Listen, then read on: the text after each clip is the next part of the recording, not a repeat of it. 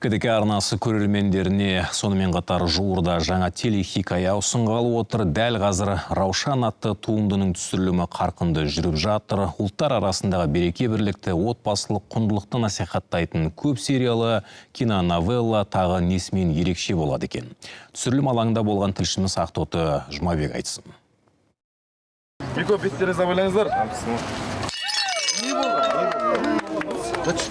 Таңертеңнен бері саябақта қызу түсірілім жүріп жатыр. Раушан деп аталатын жаңа отандық телехикаяға 40-тан астам адам жұмылдырылған. Олар түсірілімді дәстүрге айналған табақ сындырудан бастады. Негізінде бұның жеткізер ойы әр бала бақытты болуға лайықты. Және чужих детей не бывает дейді ғой. Сонымен қатар аналықты аңсап жүрген әрбір қыз келіншек аналықты сезінуге мүмкіндігі бар екендігін жеткізгіміз келеді. Сонымен қатар бауырмашылық, мейірімділік, адами қасиеттерді барынша көрермендерге жеткізуге тырысудамыз. Сондай-ақ телетуынды авторлары көрермендерге Раушан драмасы арқылы бауырмалдық, мейірімділік секілді адами қасиеттерді жеткізгісі келеді. Сериал тағдыр тәлкегіне түсіп өмір жолында түрлі кедергілерге тап болған әйелдің тұрмысынан сыр шертеді. Сүйікті жарынан қапыда айырылған Раушан сынаққа сынбай қиындықты жеңіп шығады. Қайсар әйелдің образы деп айталам, бейнесі. Раушан нәзік жанды бола тұра, іштей мықты, жүрегі кең адам. Қаншама қиындықтар болса да, ол адал жолдан таймайды, ешкімнің ала жібін аттамайды. Жақсы кейіпкер.